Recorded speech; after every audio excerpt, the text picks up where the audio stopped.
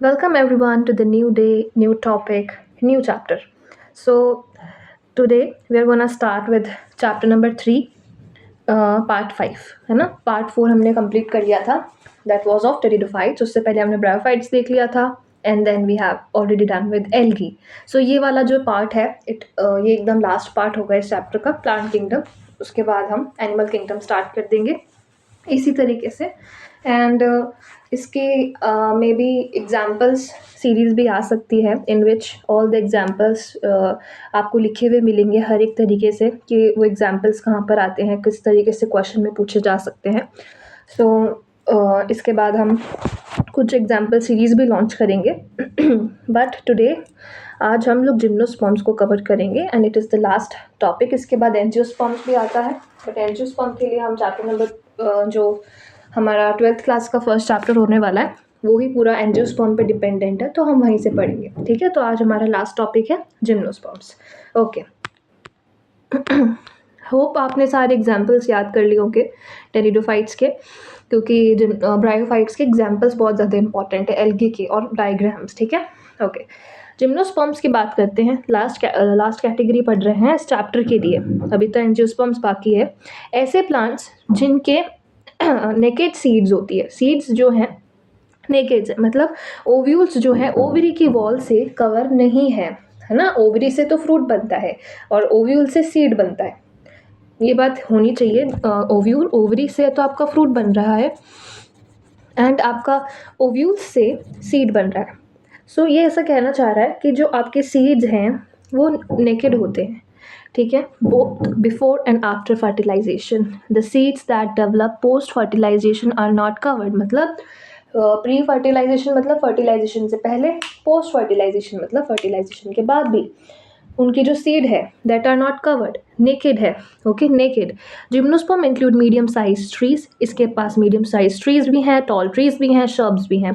One of the gymnosperm, एक gymnosperm जिसको आप कहते हो जाइंट रेडवुड ट्री, जिसका नाम है Sikoa, SEQOUIS, Sikoa, is one of the tallest tree species.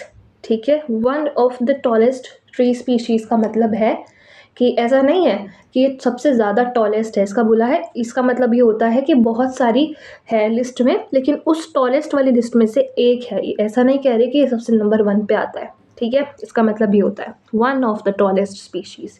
जो टॉलेस्ट स्पीशीज़ की लिस्ट है उसमें से एक आता है. ओके.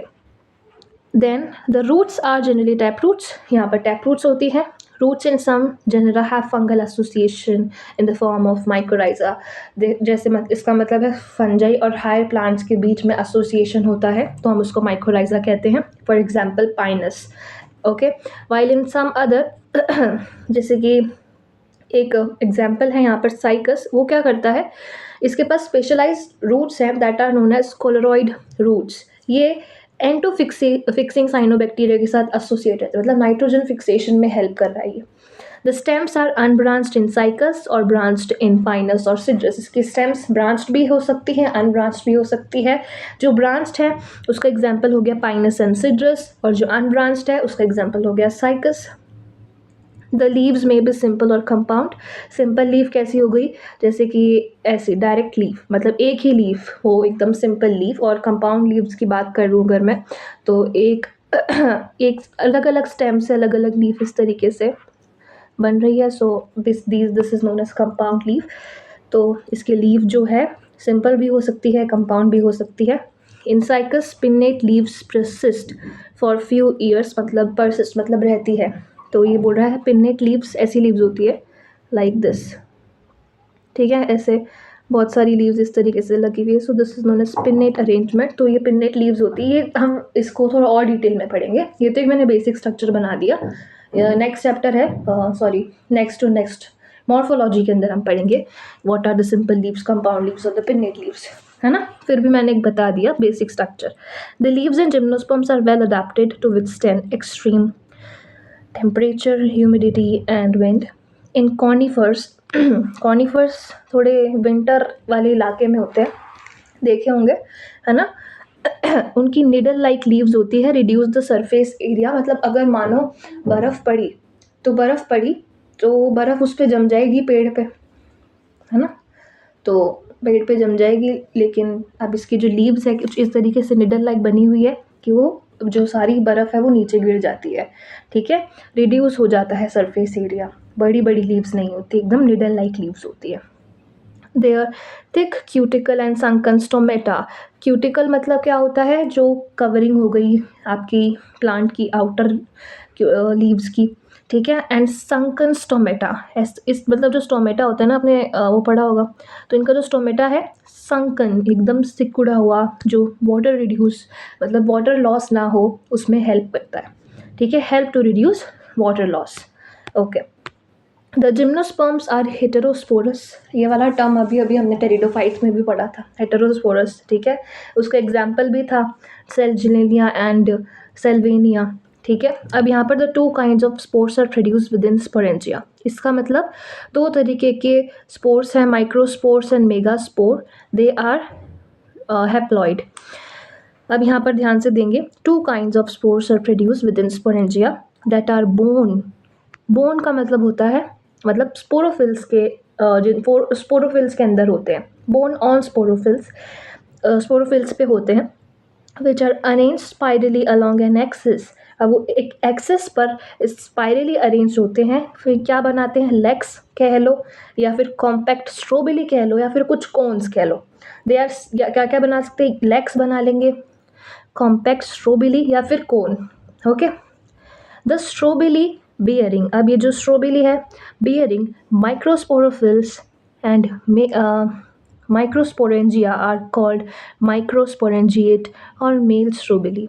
ऐसे कोन्स, ऐसी स्ट्रोबिली जो कि माइक्रोस्पोरोफिल्स और माइक्रोस्पोरेंजिया होते हैं जिनके पास, उसको आप कहते हो माइक्रोस्पोरेंजिएट या फिर मेल स्ट्रोबिली। जो माइक्रो वर्ड है ये मेल से रिलेटेड आ रहा है, हमने स्टार्टिंग से देखा है। ओके, द माइक्रोस्पोर्स, अभी जो माइक्रोस्पोर्स हैं ये डेवलप होते हैं मेल गैमेटोफाइटिक जनरेशन के अंदर, which is highly reduced and is confined only a limited number of cell. अब हमने पढ़ा था कि जो स्टार्टिंग में जो हमारा फर्स्ट लेक्चर था उसमें हमने देखा था कि जो जिम्नोस्पर्म्स होते हैं ना, उनका हाईली रिड्यूस्ड मेल गैमेटोफाइट होता है, जिसको आप पॉलन ग्रेन कहते हो, लास्ट में पॉलन ग्रेन बन जाता है ना, gametophyte. So this reduced gametophyte is none other than pollen grain. The development of pollen grain take place within the microsporangia. Microsporangia के अंदर ही डेवलपमेंट हो रहा होता है किसका, pollen grain का. The cone bearing megasporophylls. अब जिन ऐसे कोन्स, ऐसी स्ट्रोबिली जिनके अंदर मेगास्पोरोफिल्स हैं विद ओव्यूल्स और मेगास्पोरेंजिया कह लो, ओव्यूल्स या फिर मेगास्पोरेंजिया आर कॉल्ड मैक्रोस्पोरेंजिएट और female स्ट्रोबिली.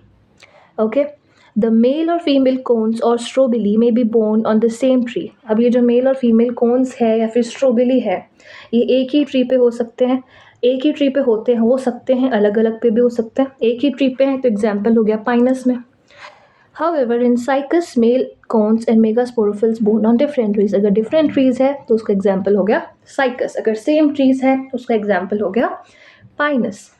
The megaspore mother cell is differentiated. अब ये MMC होता है, MMC. ये आगे जाके differentiate होता है. Okay.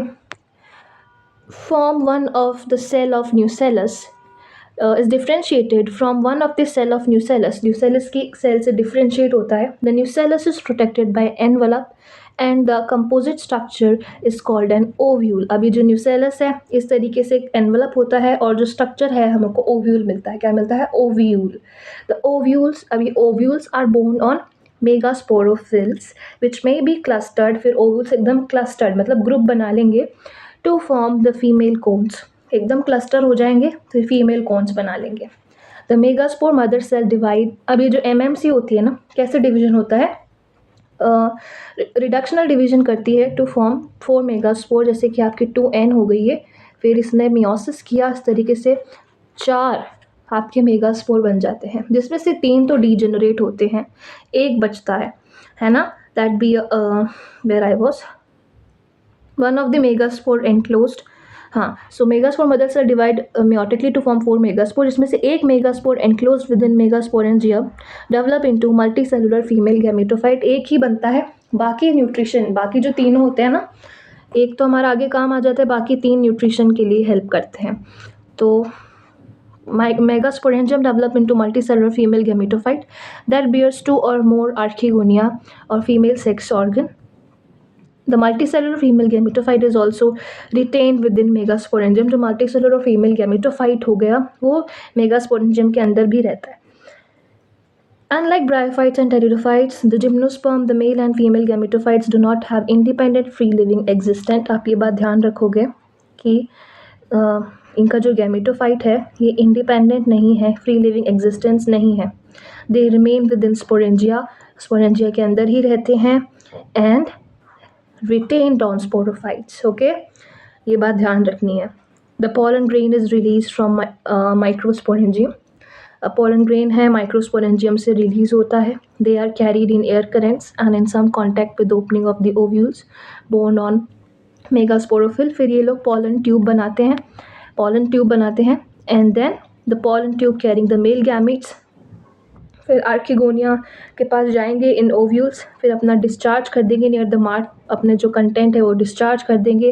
फिर इस तरीके से फर्टिलाइजेशन आगे होगा एंड जाइगोट डेवलप होगा, फिर एम्ब्रियो बनेगा, फिर ओव्यूल्स जो होंगे वो सीड में बन जाएंगे।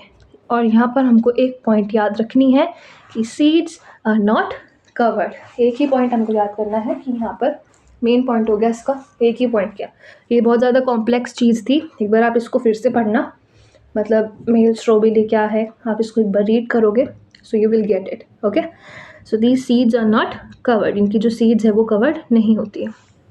अब देखो ये एग्जाम्पल है गिनको का, it is a living fossil.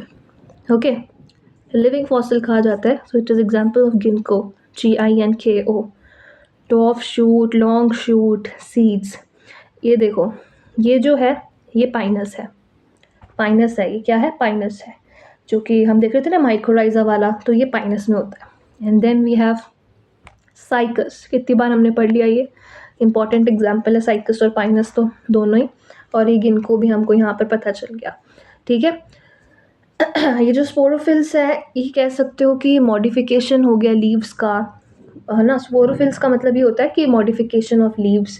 तो यहाँ पर कोई भी ऐसा टर्म लगे कि समझ नहीं आया या फिर आपको उसको NCERT से थोड़ा आगे जाके you have to learn this, so please tell me in the comment section, क्योंकि ये बहुत ज़्यादा ही इंपॉर्टेंट पोर्शन है ये वाला। ठीक है, ये जो हमने पढ़ा ये रिप्रोडक्शन वाला, and I will make it sure कि जब हम 12th क्लास का फर्स्ट चैप्टर करेंगे तो एक बार हम दोनों को कंपेरेटिव देख लेंगे, जिम्नोस्पर्म्स को और एंजियोस्पर्म्स को, कि इनके अंदर ये माइक्रोस्पोरेंजिया माइक्रोस्पोरोफिल्स क्या था क्या नहीं था, है ना। हैंड रिटन नोट्स के थ्रू हम इनको देखेंगे। ये तो अभी हम NCERT को रीड कर रहे हैं, that's why I am just taking NCERT points only. ठीक है, हल्का सा बियॉन्ड भी जाता है यहाँ पर, बट अभी हम NCERT सीरीज कर रहे हैं तो हमने सिर्फ इन लाइन्स को कवर किया है यहाँ पर। ओके बेसिक ये सब जो है हमने कवर कर लिया यहाँ पर, heterosporous, cones, strobili, sporophylls, we have already covered it, है ना। पॉलिनेशन, एनिमोफिली, एंटीमोफिली, ये सब हम पढ़ेंगे।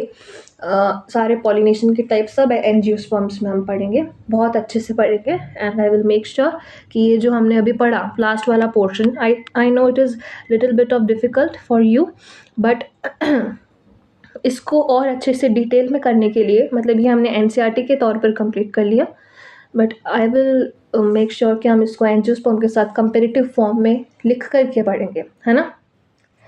तो अब ये चैप्टर हमारा यहाँ पर कंप्लीट हो चुका है। That's it for this series, for this plant kingdom. Plant kingdom हमारा कंप्लीट हो चुका है।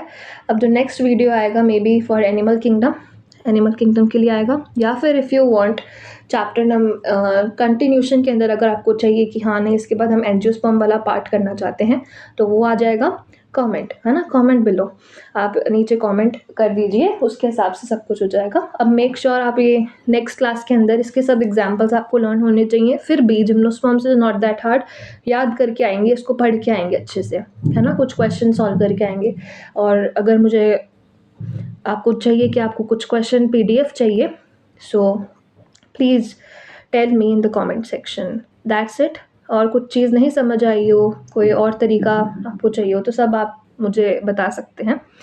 Okay, So that's it for today. Thank you very much. If you like the video, please like, share, and subscribe for upcoming updates.